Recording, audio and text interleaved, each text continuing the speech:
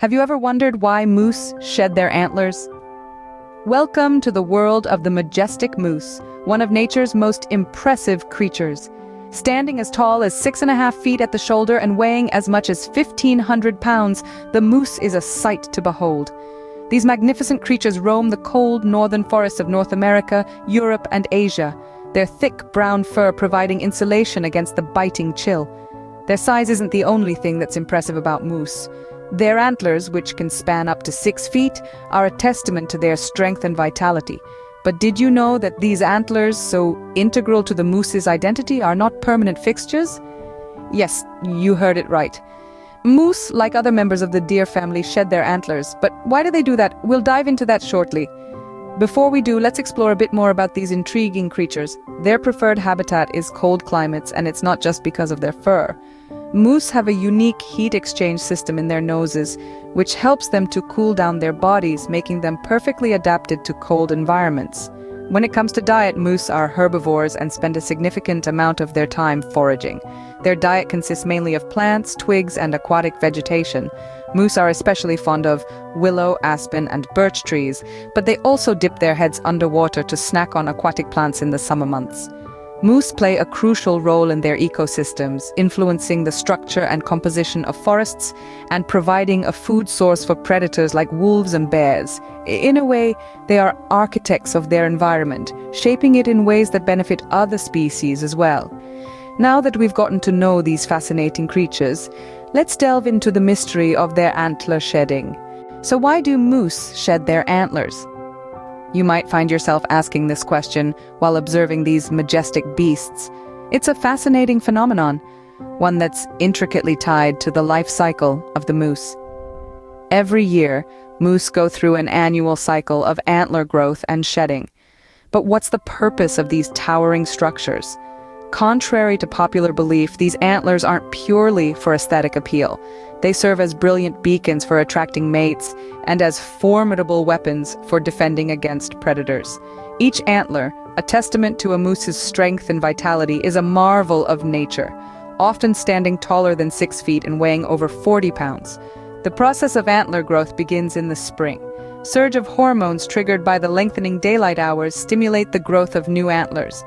These antlers, initially covered in a soft velvety skin rich in blood vessels, harden over time into the impressive structures we associate with moose. As the year progresses, the antlers reach their full size by late summer, just in time for the annual mating season, or rut. During this period, the moose use their antlers in displays of dominance, battling rival males for the right to mate with the females. However, as the days shorten and winter sets in, changes occur. The moose's hormone levels drop, leading to the weakening of the bone at the base of the antler. This weakening, or osteoclastic resorption, is a natural process that eventually leads to the antlers falling off, typically between late December and February. While it might seem harsh, this shedding process is a part of the moose's adaptation to their environment. By shedding their antlers, the moose conserve energy during the winter months when food is scarce. And come spring, the cycle begins anew, with the growth of a fresh set of antlers. But what triggers this antler shedding, you may wonder? Let's explore. The shedding of antlers is a fascinating biological process. Now it's time to delve into the science behind this phenomenon. Have you ever wondered what triggers this annual cycle of growth and shedding? The key players in this process are testosterone and daylight. Let's discuss how these two factors interact to orchestrate the shedding of antlers. Testosterone, a hormone, plays a significant role. During the summer and early autumn, a moose's testosterone levels are at their peak, promoting the growth and hardening of the antlers. However, as the days start to shorten in late autumn, the decrease in daylight triggers a drop in testosterone.